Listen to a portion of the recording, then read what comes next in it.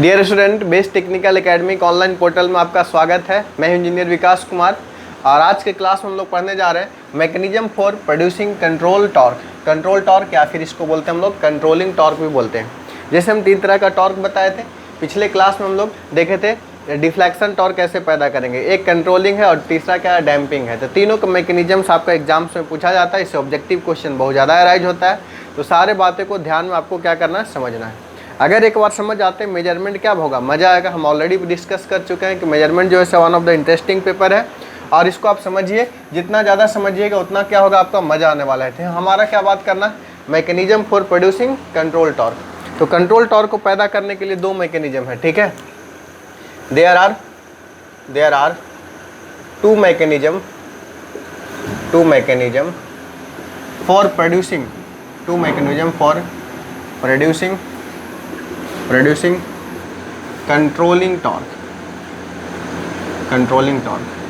Controlling torque का 2 mechanism है। पहला मैकेनिज्म क्या है बताइए, स्प्रिंग कंट्रोल मेथड।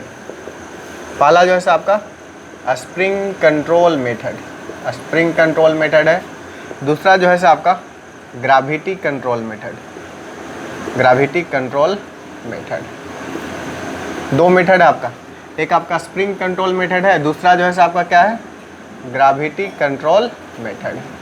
ये दोनों मेथड के बारे में आपको क्या करना, पढ़ना है, ठीक है। दोनों मेथड के बारे में आपका पढ़ना है। तो सबसे पहले हम लोग बात करते हैं स्प्रिंग कंट्रोल मेथड का, ठीक है। ये दोनों को आप लिख लीजिए, नोट कर लीजिए। और हम इसके बाद बात किसका करेंगे बताओ, स्प्रिंग कंट्रोल मेथड का। इसके बाद हम बात करेंगे स्प्रिंग कंट्रोल मेथड का, फिर बात करते हैं ग्रेविटी कंट्रोल मेथड का। तो सबसे पहले हम लोग बात करेंगे इस स्प्रिंग कंट्रोल मेथड में क्या होता है, देखना ध्यानपूर्वक। एक आपका स्पिंडल होता है, एक आपका क्या होता है, स्पिंडल होता है। ये जो देख रहे हैं, ये जो पोर्शंस है, ये जो है आपका स्पिंडल है, ये जो है आपका स्पिंडल है, ये स्पिंडल है। स्पिंडल ही क्या करेगा बताइए, रोटेट करेगा। ये स्पिंडल है। इसके बाद ऐसा होगा, ये होगा पाइवट। पाइवट किसको बोलते हैं सर, जो फिक्स रहता है। पाइवट क्या है, फिक्स्ड है। Pivot is the fixed part. Pivot is the fixed part. एक आपका स्पिंडल है, दूसरा क्या है, पाइवट है। ये जो है आपका पाइवट है, ये आपका पाइवट मतलब फिक्स है, ठीक है। यहाँ तक बात समझ में आया। इसके अलावा जो है, ये जो है यहाँ पर एक बेयरिंग है। इस बेयरिंग को बोलते हैं हम लोग ज्वेल बेयरिंग। कौन सा बेयरिंग बोलते हैं बताओ, jewel bearing. This bearing is called as the jewel bearing. सबका नाम देंगे। और ये जो है आपका क्या है बताइए, स्पिंडल। ये जो है क्या है, पाइवट। और ये बेयरिंग है। इसमें क्या होता है, एक आपका आयरन का पीस ऐसा लगा हुआ है, आयरन का फ्रेम है, आयरन फ्रेम है। इसमें क्या है, इस आयरन फ्रेम में कॉइल है। कौन सा कॉइल है, ये कॉपर कॉइल है। मान लेके कॉपर कॉइल है। ये जो है आपका कौन सा कॉइल है बताइए, कॉपर कॉइल, ठीक है, कॉपर कॉइल है। अब ये सब सारा अरेंजमेंट, इसमें भी क्या है, एक स्प्रिंग लगा हुआ है, एक स्प्रिंग। और इस स्प्रिंग से होकर के कनेक्टेड है आपका डिफ्लेक्शन कनेक्टेड है, ठीक है। इस स्प्रिंग से होकर के आपका डिफ्लेक्शन आपका कनेक्टेड है, यहाँ से है आपका। ये जो है क्या स्केल है, और ये वाली क्या है बताइए, पॉइंटर। एक स्केल है, दूसरा क्या बताइए, ये जो है आपका पॉइंटर है। ये देखो हमारा, ये है आपका क्या बताइए, ये फिक्स है, पाइवट इसको बोलते हैं। और इसको बोलते हैं हम लोग jewel bearing, JEWL, jewel bearing. एक होता है बॉल बेयरिंग, लेकिन यहाँ पर इंस्ट्रूमेंट में यूज करते हैं क्या होता है, जेल बेयरिंग होता है, ठीक है। नेक्स्ट देखो, ये सब सारा अरेंजमेंट है। ये सारा अरेंजमेंट जो है एक बॉक्स के अंदर है। किसके अंदर है सर, एक बॉक्स के अंदर है। ये सब सारा अरेंजमेंट एक बॉक्स के अंदर है। यहाँ पर देखेंगे स्केल दिखते रहता होगा, मीटर या वोल्ट मीटर कुछ भी होता होगा। ये स्क्रू से कसा हुआ, स्क्रू से क्यों कसा हुआ है, अगर नहीं कसा रहेगा, अगर सब ओपन रहेगा तो कोई इसको टच करेगा तो उसको विद्युत लग जाएगा सर। अब इसमें 2 टर्मिनल होता है, ये 2 टर्मिनल होता है। कौन कौन सा 2 टर्मिनल होता है, एक हमारा ऐसा टर्मिनल होता है जो कि वोल्टेज सोर्स से क्या होता है बताइए, कनेक्टेड होता है, ऐसा होता है। ये स्विच का स्पेशल नाम है, this switch is called as DPST switch. कौन सा स्विच सर? DPST। ये जैसे क्लोज करेंगे इसमें आपका करंट फ्लो करेगा, ऐसे आपका कनेक्टेड है। अब देखो, अब ये क्या है, कॉपर कॉइल है, लेकिन जैसे ही क्लोज किए तो इसमें होकर के क्या पास करने लगा, करंट। तो करंट हो गया तो ये क्या बन गया बताइए, करंट कैरिंग कॉइल, CCC क्या है बताइए, करंट कैरिंग कॉइल। यहाँ तक बात समझ में आया, कोई दिक्कत नहीं। नेक्स्ट ये देखिए हमारा ज्वेल बेरिंग है। ए वाली क्या है चीज़ सर? ए वाली जो है सर आपका क्या है बताइए, पाइवट है। ये जो है सर आपका क्या है, पाइवट है, ठीक है। ये क्या है, ज्वेल बेरिंग है। ये क्या है, पाइवट पॉइंटर। ये क्या है, स्केल है। अब देखो इसका फेनोमेना देखो कि जब हम इसमें करंट पास करेगा तो ऑटोमेटिक है कि करंट होगा, तो साथ ही साथ में क्या होगा बताओ, फ्लक्स भी होगा ना, मैग्नेटिक लाइन्स ऑफ फोर्स भी होगा, फ्लक्स भी होगा। ऐसे फ्लक्स पास करेगा सर, ऐसे होगा। ऐसे अगर हमारा ऐसे फ्लक्स पास होगा, यहाँ से देखो फिर ऐसे फ्लक्स आएगा ना फ्लक्स, कि नहीं आएगा? तो हमारा ऐसे अगर हमारा फ्लक्स होगा तब देखिए हमारा क्या होगा, ऐसे हमारा फ्लक्स होगा। तो अब एक जो हमारा होगा क्या होगा, नॉर्थ पोल, दूसरा इंडिकेट करेगा क्या, साउथ पोल। मान लें कि फॉर एग्जांपल ऐसे अगर हमारा फ्लक्स पास करेगा, ठीक है। अब इसका बिहेवियर जो हो जाएगा, इसका बिहेवियर होगा, मान लो कि करंट का डायरेक्शन कुछ भी है, चलो हमारा ध्यान दो, कुछ भी है करंट का डायरेक्शंस, ये आपका कॉइल है। अब देखो, एक मान लीजिए अपना मन से नॉर्थ पोल है, दूसरा मान लीजिए कि क्या है, साउथ पोल है, ऐसा बात करते हैं। ये नॉर्थ और साउथ किस पर डिपेंड करेगा, करंट के डायरेक्शन पर डिपेंड करता है। कोई भी साउथ कोई भी नॉर्थ हो सकता है, ठीक है, कोई भी नॉर्थ कोई भी साउथ आपका हो सकता है। तो यहाँ जो हमारा ये इंडिकेट करेगा, मान लीजिए कि फॉर एग्जांपल फ्लक्स ऐसे पास करेगा, ठीक है। मान लीजिए कि अंदर से ऐसे कॉइल जा रहा है, बाहर ऐसे आ रहा है, इस तरीके से होगा। मान लीजिए ऐसे आपका करंट फ्लो कर रहा है तो फ्लक्स ऐसे होगा। मान लीजिए फॉर एग्जांपल फ्लक्स आपका ऐसे पास करेगा फॉर एग्जांपल, तो ये वाली जो होगा नॉर्थ पोल होगा, ये वाली क्या होगा, साउथ पोल होगा। यानी कि अब देखो हमारा ध्यान दो, ये जो है से आपका क्या है, करंट कैरिंग कंडक्टर है। ये जो है से क्या बताइए, करंट कैरिंग कंडक्टर है। और ये जो हमारा ये बेसिकली जो है नॉर्थ पोल साउथ पोल है, ऑटोमेटिक है। ये जो है से आपका मैग्नेट है। कैसा मैग्नेट है, तो ये परमानेंट मैग्नेट है। कैसा मैग्नेट है सर, परमानेंट मैग्नेट है, ठीक है। इलेक्ट्रोमैग्नेट भी हो सकता है। अब देखो हमारा, आप ऐसा जब पढ़े होंगे कि जब करंट कैरिंग कॉइल जब मैग्नेटिक फील्ड में रखा जाता है तो एक कंडक्टर से क्या उत्पन्न होता है, फोर्स कितना होता है बताइए, F बराबर BIL साइन थीटा। F बराबर कितना होता है, BIL साइन थीटा। तब हमारा फोर्स उत्पन्न होगा। तो ये जो है से देखो यहाँ पर बेयरिंग लगा हुआ है, फ्री टू मूव है। और फ्री टू मूव है तो ऑटोमेटिक जो है से क्या करेगा बताइए, मूव करेगा। जैसे कि फॉर एग्जांपल फोर्स लगा, हम मान लो कि हमारा स्पिंडल है, फोर्स लगेगा तो हमारा हम क्या करेंगे, घूमने लगेंगे। लेकिन स्पिंडल जो है, एक पोर्शन इसका स्पिंडल में कनेक्टेड है स्प्रिंग का, एक पोर्शन कहीं फिक्स पोजीशन में है। जैसे ही हम यहाँ पर घूमना चालू करेंगे तो बताइए स्प्रिंग टाइट होगा, तो स्प्रिंग हमारा उल्टा डायरेक्शन में फोर्स लगाएगा कि नहीं लगाएगा। जैसे कि फॉर एग्जांपल आप मान लें कि दरवाजा में स्प्रिंग लगा हुआ है, आप दरवाजा को खोलिएगा तो दरवाजा फिर से आपको पुश बैक करेगा कि नहीं करेगा, करेगा, क्योंकि स्प्रिंग उल्टा डायरेक्शन में आपका फोर्स लगाएगा। तो जैसे ही हमारा DPST स्विच क्लोज करेंगे तो कॉपर कॉइल बन जाएगा करंट कैरिंग कॉइल। और ये करंट कैरिंग कॉइल अगर मैग्नेटिक फील्ड में रखा जाएगा तो इसके कारण क्या होगा, फोर्स उत्पन्न होगा। उस फोर्स के कारण क्या होगा, ये स्पिंडल घूमेगा, स्पिंडल के कारण क्या होगा बताइए, पॉइंटर घूमेगा, ठीक है। लेकिन पॉइंटर जब घूमना चालू होगा तो ये स्प्रिंग जो है से क्या होगा, टाइट होना चालू होगा। और जब स्प्रिंग आपका टाइट होना चालू होगा तब देखो ये हमारा स्प्रिंग क्या होगा, टाइट होना चालू होगा। और जब टाइट होगा तो एक जगह पर इधर से जितना फोर्स लगा रहे स्प्रिंग वो उतना लगाना लगेगा, तो क्या होगा, रुक जाएगा। कब रुकेगा सर, जब TD बराबर क्या होगा, TC। यहाँ पर डिफ्लेक्शन फोर्स कौन लगाया, इसके कारण लगा। और कंट्रोलिंग फोर्स TC किसके कारण लगा सर बता दो, TC किसके कारण फोर्स लगा बताओ, TC स्प्रिंग के कारण लगा। और जब हमारा TC और TD बराबर होगा उसमें पॉइंटर क्या होगा, रुक जाएगा। और यहाँ पर आपको डिफ्लेक्शन देखने को मिलेगा, रीडिंग देखने को आपको मिलेगा। तो समझे स्प्रिंग कंट्रोल क्या है।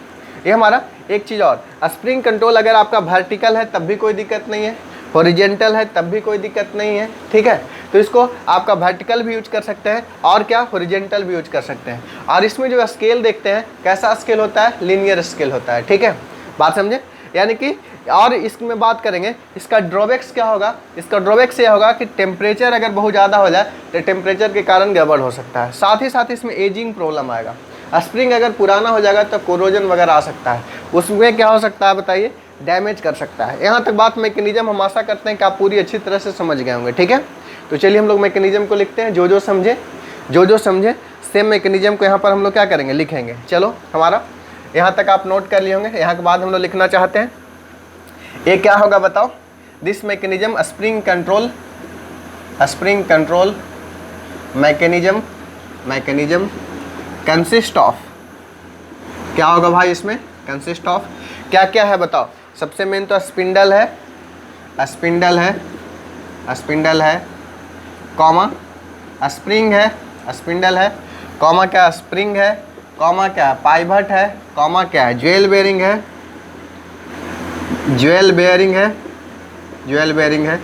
स्प्रिंग है, पाइवट है, स्पिंडल है, ज्वेल बेयरिंग है, और क्या क्वाइल है, ये सब चीज़ है आपका, मैग्नेट है, एक्सेट्रा, ये सब चीज़ है, ठीक है, ETC है।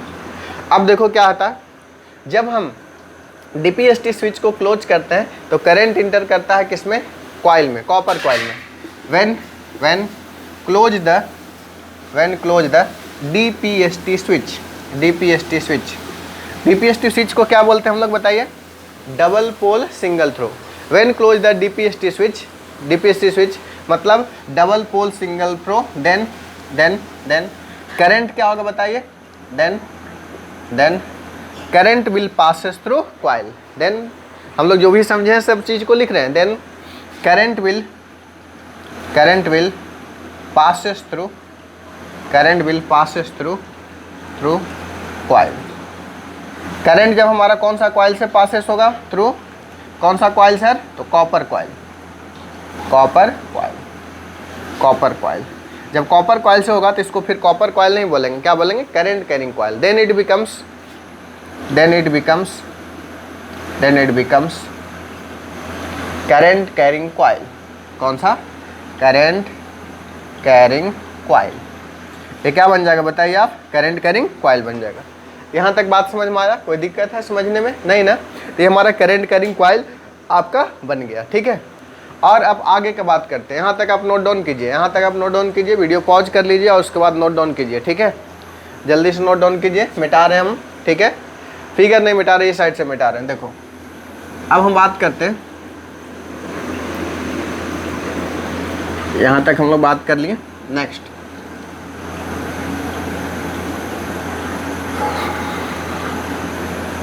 नेक्स्ट देखो बात करते हैं। नेक्स्ट हम बात करेंगे, जब हमारा ये current carrying coil magnetic field में रखा जाएगा तो कंडक्टर से क्या होगा, फोर्स उत्पन्न होगा। When current carrying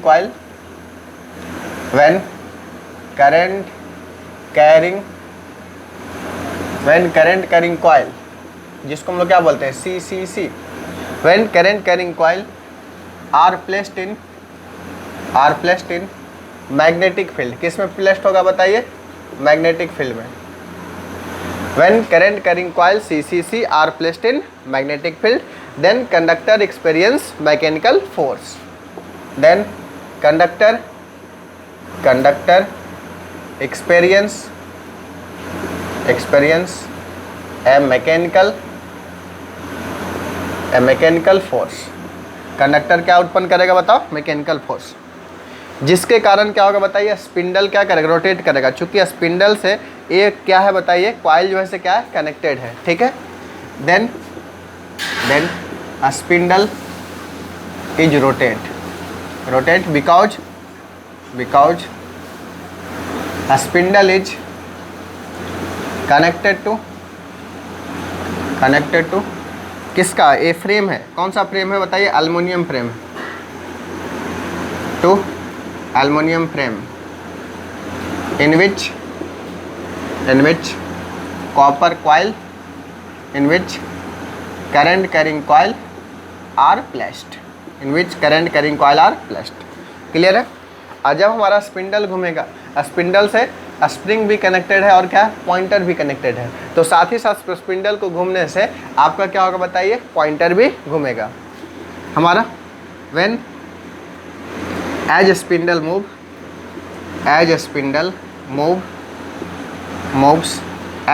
moves, then क्या होगा बताओ, then pointer will pointer will also move. Pointer क्या होगा बताइए, ऑल्सो मूव करेगा। स्पिंडल को मूव करने से पॉइंटर हमारा क्या करेगा, ऑल्सो मूव करेगा। As a result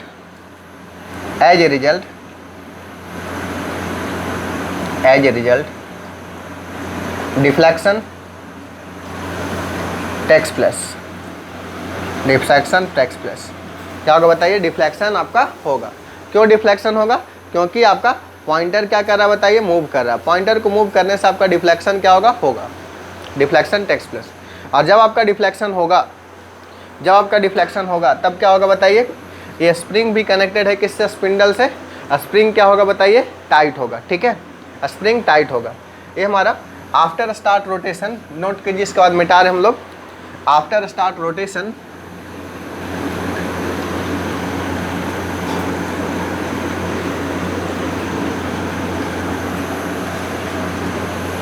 after start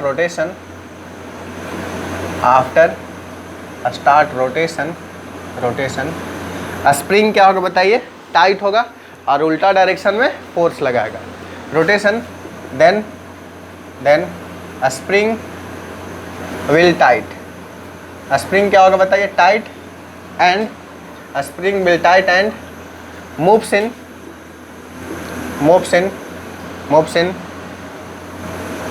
tight and develop controlling force. कौन सा फोर्स डेवलप करेगा सर, कंट्रोलिंग फोर्स। यही फोर्स को डेवलप करना था, किसको, स्प्रिंग को। कंट्रोलिंग फोर्स जिसको बोलते हैं क्या, टीसी, या कंट्रोलिंग टॉर्क भी बोलते हैं। कंट्रोलिंग फोर्स बोले या फिर इसको कंट्रोलिंग टॉर्क बोले, दोनों सेम चीज़ है। टीसी हमारा कंट्रोलिंग फोर्स और controlling torque. Control moves in develop controlling force और कंट्रोलिंग टॉर्क।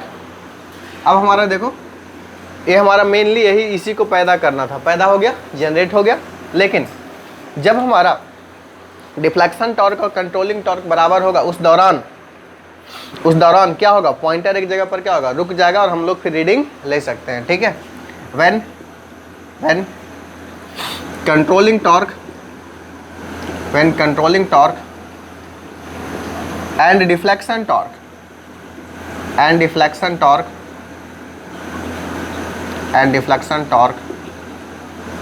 आर इक्वल, क्या होगा बताओ, इक्वल होगा। TD बराबर क्या होगा बताओ, TC। Deflection torque are equal, जब दोनों इक्वल होगा, TD बराबर क्या होगा, TC। Then pointer will stop to steady state position.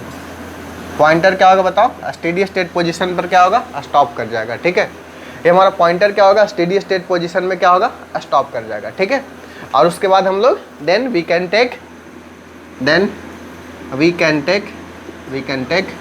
Reading. इसके बाद हम लोग क्या लिख सकते हैं बताइए, रीडिंग ले सकते हैं।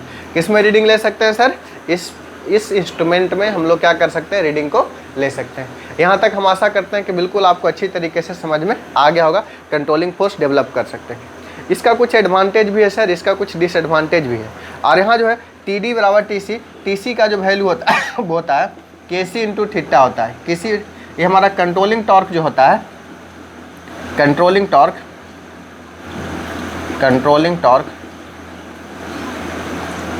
टॉर्क इज गिवन बाय क्या होगा, TC बराबर क्या होगा, KC इंटू थीटा होता है। KC इंटू थीटा मतलब TC डायरेक्टली प्रोपोर्शनल टू क्या होगा, थीटा।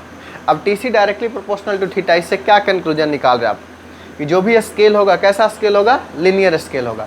ये हमारा स्केल क्या होगा, लिनियर स्केल होगा। और यहाँ पर KC जो है से क्या है बताओ सर, वेयर KC जो है, KC इज क्या है, स्प्रिंग कांस्टेंट है। KC क्या बताइए, स्प्रिंग कांस्टेंट है। और चूंकि ये कांस्टेंट है इसीलिए TC डायरेक्टली प्रोपोर्शनल क्या है, थीटा है। इसका कुछ एडवांटेज होगा सर, यहाँ तक नोट कीजिए, फिर हम मिटा रहे हैं। इसका कुछ एडवांटेज भी है, कुछ डिसएडवांटेज भी है। चलिए हम लोग मिटा रहे हैं इसको।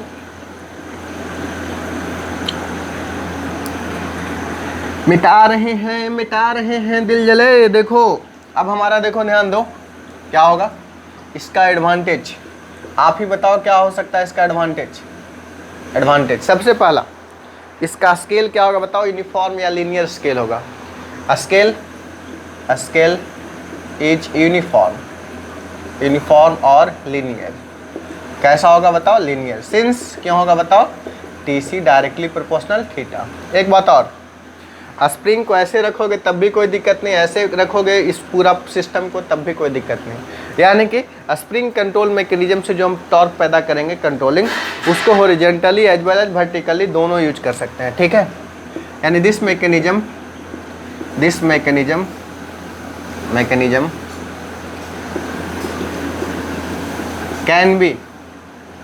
can be used both horizontally as well as vertically। इसको हम लोग हॉरिजॉन्टली भी यूज कर सकते हैं, साथ ही साथ क्या यूज कर सकते हैं बताओ, वर्टिकली भी हम लोग यूज कर सकते हैं, ठीक है। अब देखो इसका कुछ डिसएडवांटेज भी है,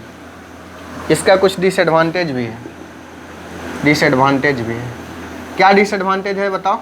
डिसएडवांटेज है कि जैसे जैसे एज पास होगा तो स्प्रिंग क्या होगा बताइए, अपना इलास्टिसिटी प्रॉपर्टी को क्या करेगा, लूज करेगा, ठीक है। अपना इलास्टिसिटी प्रॉपर्टी को क्या करेगा, खोएगा। As as passes then spring loose there कैसा बताओ, इलास्टिसिटी प्रॉपर्टी, अपना इलास्टिसिटी प्रॉपर्टीज को क्या करेगा, लूज करेगा।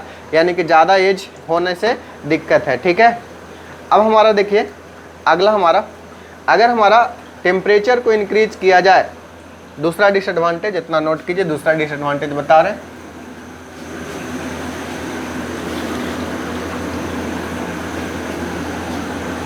अगर हमारा टेम्परेचर इंक्रीज करेगा तो स्टिफनेस क्या होगा बताइए, आप डिक्रीज करेगा। Then control torque decrease, then pointer gives the over reading. अगर ऐसा करेगा, as temperature increase, when temperature जब हमारा टेम्परेचर इंक्रीज करेगा, when temperature increases then stiffness of किसका बताओ, दो स्प्रिंग। स्टिफनेस ऑफ स्प्रिंग क्या होगा, डिक्रीज करेगा। देन कंट्रोल टॉर्क डिक्रीज करेगा। Control torque is as a result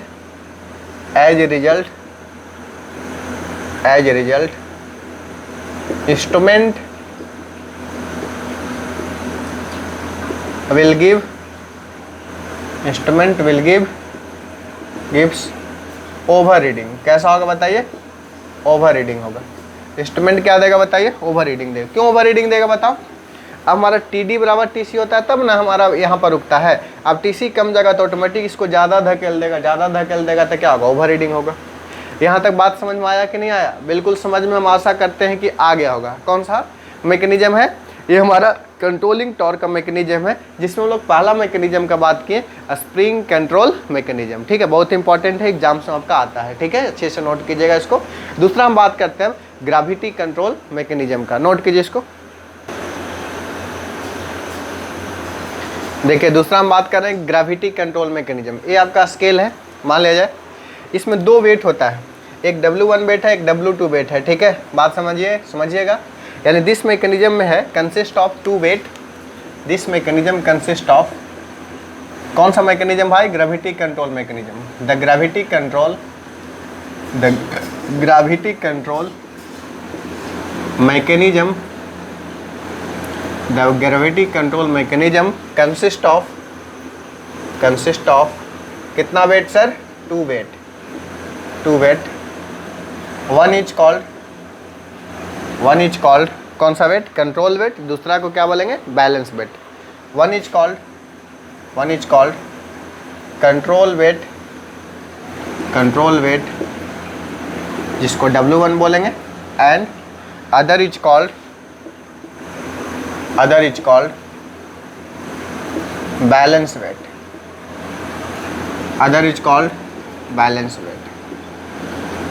balance weight को क्या बोलेंगे हम लोग, W2 बोलेंगे। Other is called balance weight. ठीक है, अब देखिए ध्यान दीजिए, जैसे कि इसको समझने के लिए आपको हम समझाते हैं, देखिएगा ध्यान दीजिएगा, आपको हम समझाने की कोशिश कर रहे हैं, ध्यान दीजिए।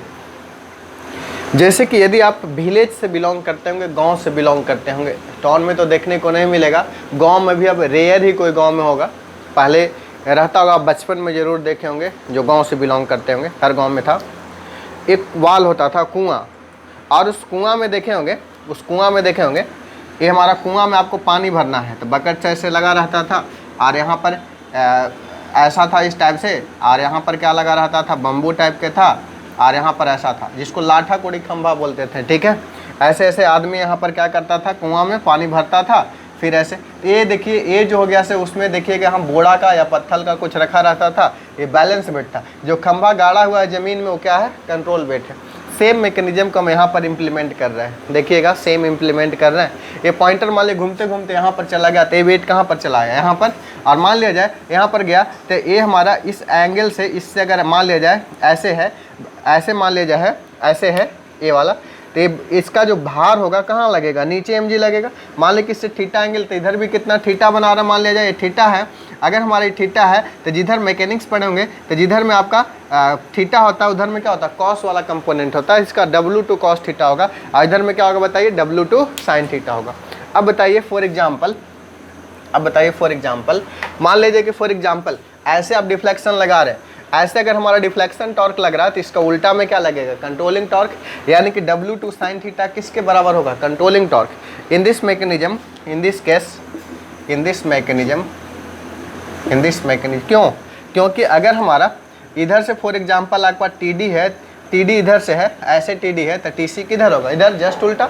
जस्ट पहले भी हम लोग देखे थे, अगर TD इधर है तो स्प्रिंग किधर लगा रहा था, TC। सेम यहाँ पर स्प्रिंग की जगह क्या लगा रहा है, ग्रेविटी कंट्रोल लगा रहा है। जैसे कि फॉर एग्जाम्पल आप जैसे झूला पर झूल रहे हैं, आप झूला पर झूल रहे हैं, तो आप जैसे कि फॉर एग्जाम्पल ऊपर की ओर ऐसे गए, ऊपर की ओर ऐसे गए, तो आपका ग्रेविटी किधर लगा, नीचे, और जब पीछे होकर कैसे गए तब भी आपका जस्ट उल्टा लगा। बात समझे, तो हर हाल में ये जो कंट्रोलिंग फोर्स होता है जो है, जस्ट क्या लगता है, just opposite to the deflection force.